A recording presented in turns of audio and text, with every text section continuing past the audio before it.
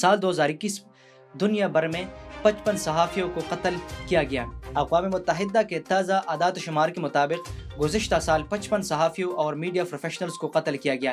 ایک موقر انگریزی محاصر کی رپورٹ کے مطابق اقوام متحدہ کی تعلیمی، سائنسی اور ثقافتی تنظیم یونیسکو کی رپورٹ میں کہا گیا ہے کہ خواتین صحافیوں کو خاص طور پر خطرہ لاحق ہیں، جبکہ انہیں آن لائن ہراسانی کے بڑھتے ہوئے واقعات کا بھی سامنا ہے۔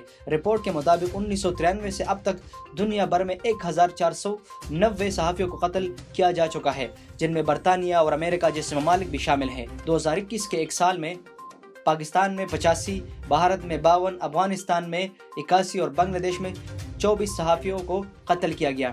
یونیسکو کے ڈائریکٹر جنرل اوڈرے اوزلے نے کہا کہ 2021 میں ایک بار پھر متعدد صحافیوں نے سچ کو سامنے لانے کی قیمت ادا کی۔ صحافت جیسے آسکر وائلڈ جیسے دانشور نے بجا طور پر ریاست کا چوتھا ستون قرار دیا تھا۔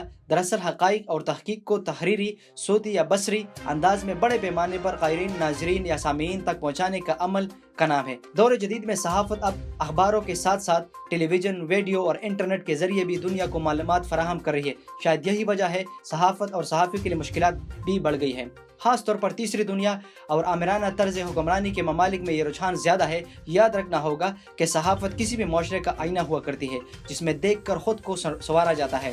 اپنا عکس پسند نہ آنے پر آئینہ توڑ دینا مسئلے کا حل نہیں بلکہ بدصورتی میں اضافے کا بھی باعث بنے گا۔ چنانچہ اس بات کو دنیا بھر میں یقینی بنانا ہوگا کہ جو لوگ سچائی سامنے لانے کے لیے انتھک محنت کرتے ہیں، ان کے لیے اپنا فریضہ بلا خوف و خطر انجام دینا ممکن ہو سکے۔ ہمارے یوٹیوب چینل سبا ڈیجیٹل کو سبسکرائب کریں اور ساتھ بیل آئیکن پر کلک کریں تاکہ ہماری تازہ ترین ویڈیوز آپ تک بر وقت پہنچتی رہیں۔